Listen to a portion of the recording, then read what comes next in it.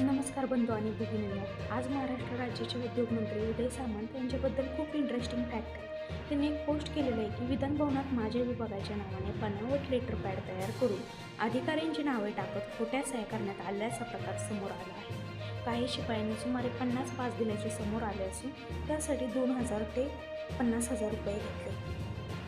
विधानभवनात, मंत्रालयात, मंत्र्याच्या केबिनमध्ये अशा प्रकारचा घोटाळा झाल्याचं ते बी मंत्री नसताना शिपायांनी केला असं मंत्री पोस्ट करून आधीच सांगते. हा भ्रष्टाचार तर नाही ना, जो उघड येण्याच्या अगोदर मंत्र्यांनी शिपायांच्या नावाने दिलेली कबुली आहे?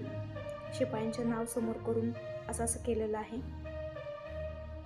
एखाद्या मंत्र्याच्या नावाचा वापर करून अधिकाऱ्यांची नावं टाकून खोट्या सह्या करत जर एखादा शिपाई मंत्र्यांच्या म्हणण्यानुसार जर प्रकार करत असेल, ते पण 2,000 ते 5,000 रुपयांसाठी, तर विधानभवनाचे CCTV कॅमेरे नाही आहेत. अशा गोष्टी घडतात तर बरं, मंत्री महोदय सांगतायत की अशा प्रकारचा प्रकार, ठीक आहे, प्रकार असा उघडकीस एवढा भयंकर प्रकार आहे, उद्या ते मुख्यमंत्र्याच्या नावाने हे करतील तर तुम्ही तक्रार केली पोलीस स्टेशनमध्ये, तो प्रकाराची नोंद झालेली आहे FIR-मध्ये?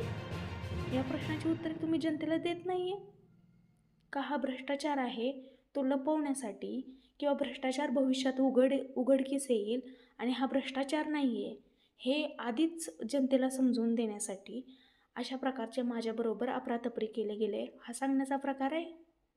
तुम्हाला काय वाटतं?